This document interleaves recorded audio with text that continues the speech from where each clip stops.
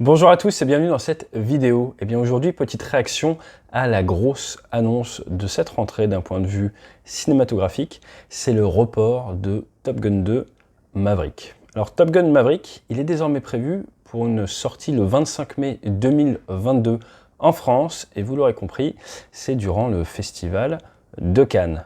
Alors ça nous fait à peu près 2 ans de retard, il faudra être patient. Néanmoins, très récemment, il y a quelques jours, aux États-Unis, les 13 premières minutes ont été dévoilées à tout un panel de spécialistes et ils en ont parlé dans la presse. Donc vous pouvez trouver des articles en américain et il y a également des petites vidéos à ce sujet. Ce que je vous propose, eh bien, c'est d'en réagir dessus parce que de ce que j'ai vu, tout le monde a loupé eh bien, la référence principale. Allez, je vous en dis plus juste après le jingle.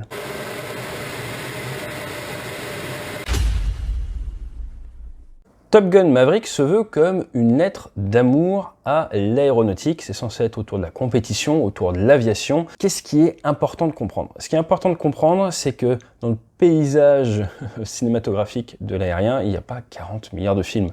Vous avez le vol de l'intruder, vous avez Top Gun, vous avez Behind Enemy Lines, En territoire ennemi.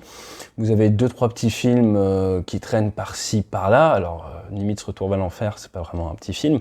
J'ai déjà parlé de tous ces films-là. Et vous avez un film sur la conquête spatiale qui s'appelle L'étoffe des héros. Et vous retrouvez dans L'étoffe des héros le fameux Chuck Yeager qui est décédé il y a peu.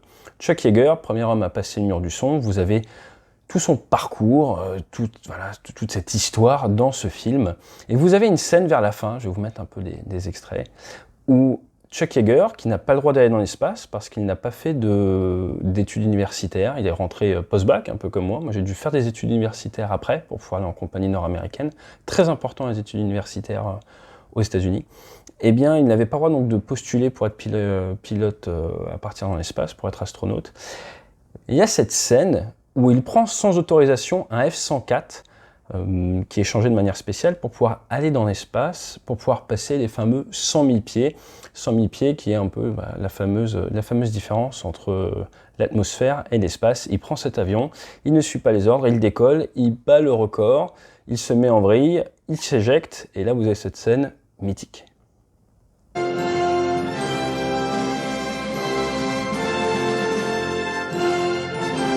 Alors pourquoi est-ce que je vous parle de ça? Eh bien parce qu'il semblerait, et attention, il y aurait du spoiler sur cette version qui a été montrée, encore une fois je ne sais pas si c'est ce qui sortira en salle le 22 mai, eh bien qu'on se ressent, qu'on se rapproche complètement de cette scène. Maverick se retrouve aux commandes d'un avion d'essai, il est censé faire apparemment du Mach 9, pour des raisons de pression, de chaîne de commandement, tout ça, il décide de pousser l'enveloppe, comme il aime bien dire.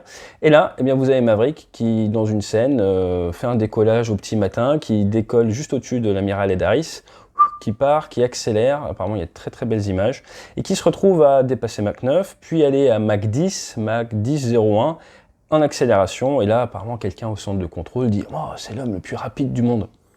Alors il y a Thomas Pesquet qui doit se marrer, mais vous avez donc Maverick qui est là à Mach 10.1, Mach 10.2, Mach 10.3, et tout disparaît.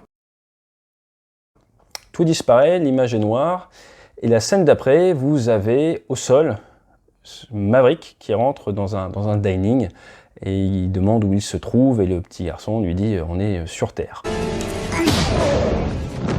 Welcome to Earth. Alors pourquoi je vous dis que c'est un hommage à L'étoffe des héros? Eh bien tout simplement parce qu'on est quasiment dans la même scène, quasiment dans le même spirit, et ça en dit beaucoup, je pense, sur les références qu'il y auront dans Top Gun Maverick 2. Alors c'est pas vraiment l'ouverture à laquelle on s'attendait, néanmoins, je pense que ça sera une très bonne chose d'ici mai de revoir L'étoffe des héros, si vous voulez avoir toutes les références. Voilà, je vous en sais plus sur les 13 premières minutes de Top Gun Maverick. Ce que l'on sait d'autre également, c'est que l'US Navy n'est pas très contente de la perte de son prototype, et du coup c'est grâce à l'amiral Iceman, Val Kilmer, que Maverick se retrouve avec une nouvelle mission, et je crois que c'est de former les jeunes. Mais ça, on en saura plus en mai prochain. J'espère que ça vous a plu. Les références en aéronautique et en cinéma, c'est très très important. J'espère que vous avez l'étoffe des héros pour cette semaine. Et d'ici là, fly safe. En courte finale, la suite de la vidéo sur le posé à Kaboul avec briefing, la mission et des briefings, et c'est déjà normalement à voir sur maquin.tv. À très vite.